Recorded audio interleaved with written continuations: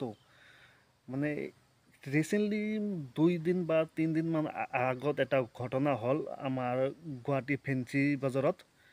মানে ঘটনাটো হ'ল যে এটা ডেলিভাৰী বয় মানে সি মানে ক'ৰবাত তাৰ স্কুটিখন মানে ৰাস্তাত ৰাখি কেন মানে ইমানো ৰাস্তাত ৰাখা নাই মানে ছাইডতে আছিল। ৰাখি কেন সি এটা কিবা পাৰ্চেল এটা ডেলিভাৰী কৰিব গৈছিল, কিন্তু মানে সেই সময়ত এটা পুলিচৰ গাড়ী আহিল।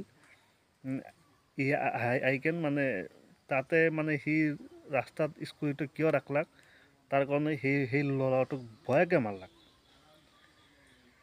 চাওক, আমাৰ যদি আমাৰ ওপৰত আমি দুখীয়া মানুহৰ ওপৰত যদি পুলিচ প্ৰশাসন যদি ইমান অত্যাচাৰ কৰে তেনেহ'লে এইটোতো একদম ভয়ৰ কথা। আপোনালোকে একবাৰ ভিডিঅ'টো চাওক, ভিডিঅ'টো একবাৰ চাই লওক। এইটো চাওকচোন, এই অচিজনে যে এনেকৈ যে মাৰলাক এটা দুখীয়া ল'ৰাক, মানে সিটো কি কামটো ঠিক কৰিছে? সি এনেকুৱা মাৰিবৰ কাৰণে কোনে হাক দিলাক তাক? মানে এইটো যিটো কাণ্ড হৈছে একদম ভয়া কাণ্ড হৈছে। এইটো এনেকুৱা মানে একদমেই ঠিক হোৱা নাই তাত। এতিয়া আপোনালোকে কওক কি হ'ল এইটো? তেতিয়াহ'লে আপোনালোকে ভিডিঅ'টো চালে মানে এইটোতো একদম মানে ঠিক হোৱা নাই বস্তুটো। মানে এটা দুখীয়া ল'ৰাক ইমান ভয়াকে যে মাৰিব, এইটোতো ঠিক নহয়। মানে সেইটো বস্তু লৈ আমাৰ যে মামা আছে, মামাৰ কি ভাল এটা ব্যৱস্থা লৈছে। মানে আপোনালোকে ভাবি আছে যে মামা কোন হয়?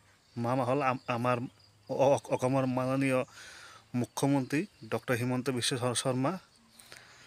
মানে মুখ্যমন্ত্ৰীজনে মানে যিটো মানে এতিয়া মানে হেৰিটো লৈছে, ৰাস্তা লৈছে, এইটো মানে বহুত ভাল লাগছে। মানে সিহঁতে একদম ষ্ট্ৰিক্টলি মানে কিবা কানুন এটা হেৰি কৰিছে। চাই লওক আপোনালোকে ভিডিঅ'টো। মানে আপোনালোকে ভিডিঅ'টো যিমান পাৰে শ্বেয়াৰ কৰিব, যাতে সেই দুখীয়া ল'ৰাটো যাতে হেল্প পায়। মই আপোনালোকৰ ওচৰত এইটো মানে আহ্বান জনালোঁ আৰু কি। ভিডিঅ'টো লাইক কৰিব আৰু শ্বেয়াৰ কৰিব যিমান পাৰে। আৰক্ষী মানে এটা কথা আমি বুজি পাব লাগিব যে দুখীয়া মানুহৰ ওপৰত লাঠি উঠাৰ আগতে আমি 3বাৰ চিন্তা কৰিব লাগিব। যেতিয়া আমি ৰাস্তাত, পথত বা আমাৰ কৰ্তব্যৰ সময়ত যেতিয়া আমি ধনী মানুহৰ ওপৰত লাঠি চলাম, সেই সময়ত আমি সকলোৱে বুজি পাওঁ যে এই মানুহজনৰ ওপৰত যদি মই লাঠি মাৰো, তেতিয়াহ'লে এই মানুহজন কোৰ্টত যাব, এছপিৰ ওচৰত যাব, ডিজিপিৰ ওপৰত যাব, মোৰ ওপৰত একশ্যন হ'ব।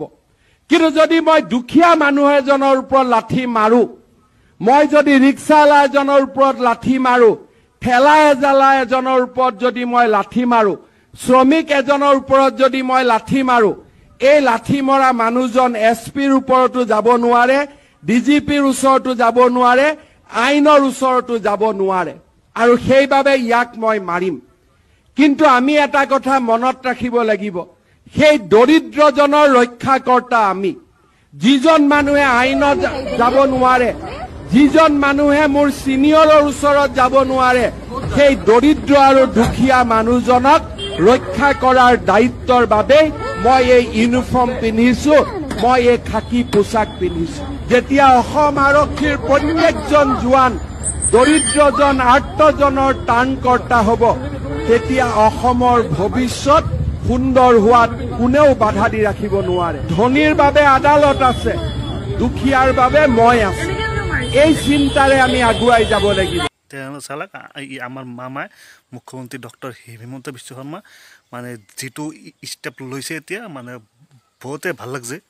মানে আমিও মামাক ছাপোৰ্ট কৰিছোঁ মানে এইটো বস্তু লৈ, যাতে চাওক ভুল আমাৰে হয়, ভুল মানুহৰে হয়, হ'ব পাৰে, কিন্তু এনেকৈতো অত্যাচাৰ কৰিব নাপায় না। মানে সেইটোৱে আৰু। আপোনালোকে ভিডিঅ'টো বেছিতকৈ বেছি শ্বেয়াৰ কৰি দিব। ধন্যবাদ। ভিডিঅ'টো শেষ কৰিলোঁ।